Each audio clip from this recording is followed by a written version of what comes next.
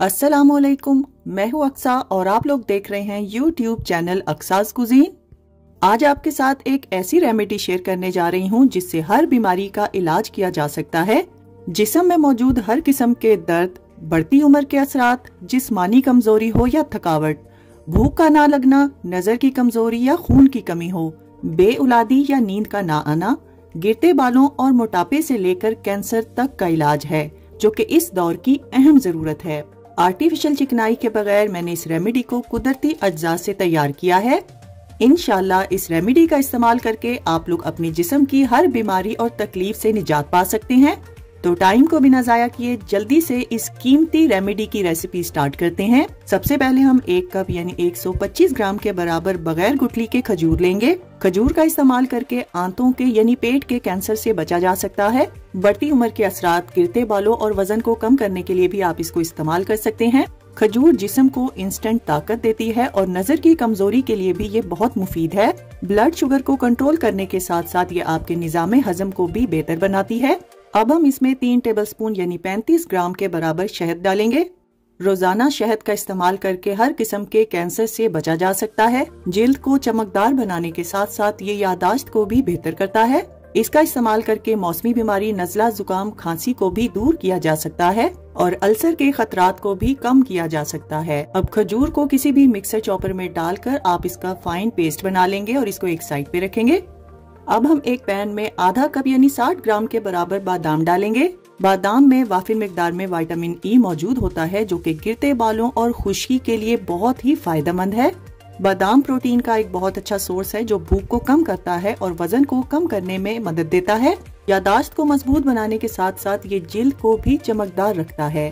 अब हम इसमें आधा कप यानी 60 ग्राम के बराबर काजू डालेंगे।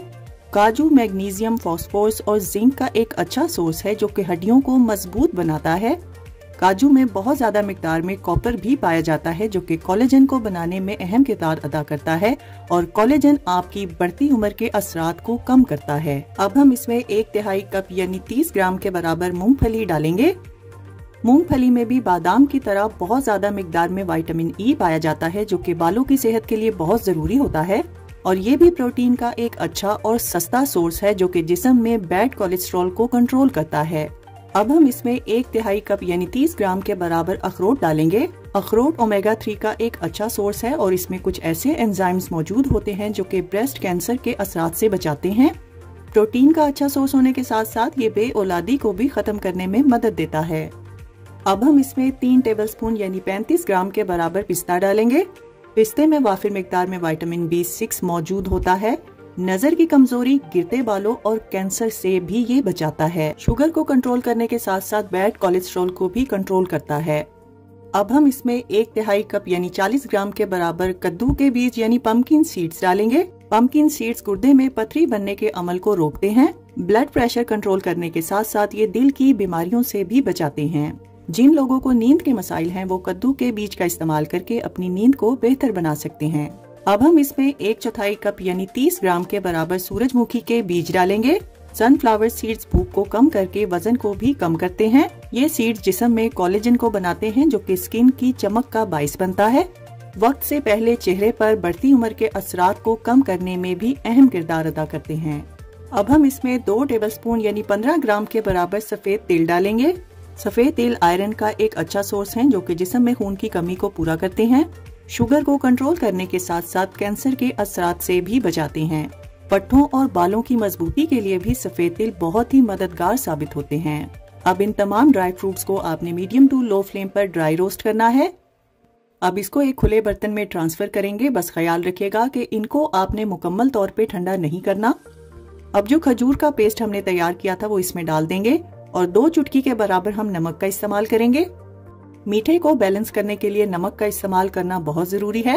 अब हाथ की मदद से आपने खजूर के साथ तमाम ड्राई फ्रूट्स को अच्छी तरह से मिक्स करना है। जब ड्राई फ्रूट्स खजूर के साथ अच्छे से मिक्स हो जाएं, तब हम इसमें 1/3 कप यानी 30 ग्राम के बराबर काली किशमिश डालेंगे।